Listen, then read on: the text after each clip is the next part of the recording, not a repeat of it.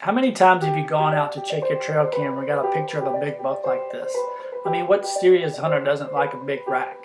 And by like, I don't just mean getting trail cam pics of big bucks either. I'm talking about targeting the biggest bucks in your neighborhood, formulating a plan that ultimately lets you wrap your hands around his antlers. Not just once, but on a consistent basis, over and over again. I know I do, and I bet you do too. So what's the secret to killing big bucks? Hey, Jon Moss here, and like the majority of deer hunters, I used to struggle to see a mature buck, let alone get the chance to shoot one. But I started making a few simple changes in the way I hunted mature bucks. Without realizing it, I'd been making some serious mistakes that cost me countless opportunities.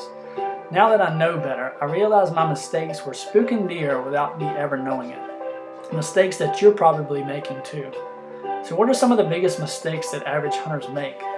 Without question, the number one source of human odor comes from your mouth. To a deer's nose, your breath is a giant red flag that screams, "Hey, I'm over here." You can sneak hundreds of yards into your stand without bumping a single deer, only to have a big buck cruise by downwind of you, and you'll never even know it. But by using a replaceable carbon filter mask, and once an hour or two, spray a squirt solution of baking soda and peroxide into your mouth, it goes a long way towards fooling a big buck's nose. What about your pull-up rope you use for your gun or bow? Do you tie your bow or gun to it using your bare hands? Do you keep it up in the tree after you raise your bow to your stand? Or do you lower that virtual human scent wick right back to the ground at a deer's level? Those two little tricks will undoubtedly increase your chance of shooting a mature buck. These often overlooked mistakes cause average hunters to end their season frustrated and disappointed. So how do you go from being an average hunter to one that shoots big bucks on a consistent basis?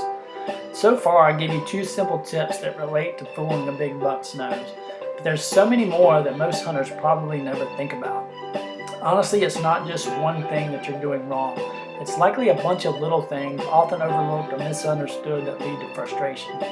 If you're tired of that big buck keep giving you the slip every year, then click the link above or below this video, enter your email, and I'll send you the 7 mistakes average hunters make and how you can avoid them. Once you understand these 7 mistakes, you will start having more encounters with mature bucks.